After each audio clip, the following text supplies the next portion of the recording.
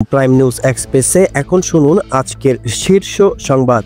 চিত্রনায়িকা অপু বিশ্বাস রাজধানীর ভাটারা থানায় দায়ের হওয়া হত্যা চেষ্টা মামলায় আদালতে আত্মসমর্পণ করে জামিন পেয়েছেন। আজ রবিবার দুপুর 12:40 তিনি ঢাকার চিফ মেট্রোপলিটন ম্যাজিস্ট্রেট আদালতে উপস্থিত হন এবং আইনজীবীর মাধ্যমে জামিন আবেদন করেন।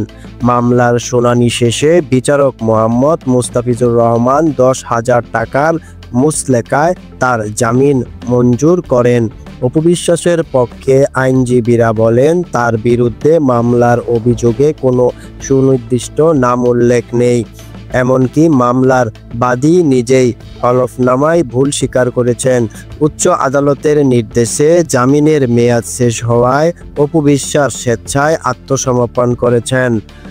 অন্যদিকে রাষ্ট্রপক্ষের অতিরিক্ত পাবলিক প্রসিকিউটর শামসুজ্জামান সুমন জামিনের বিরোধিতা করে বলেন, অপু বিশ্বাস রাজনৈতিকভাবে সক্রিয় এবং আওয়ামী লীগের পক্ষে কাজ করতেন, তাই তাকে কারাগারে পাঠানোর অনুরোধ করেন।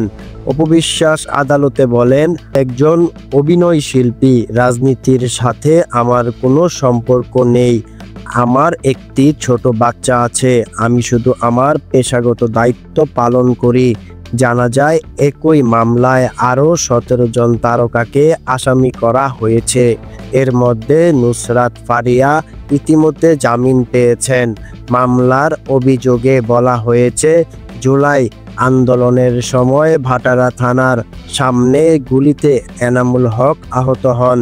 এ নিয়ে মামলা হয় 283 জনের বিরুদ্ধে।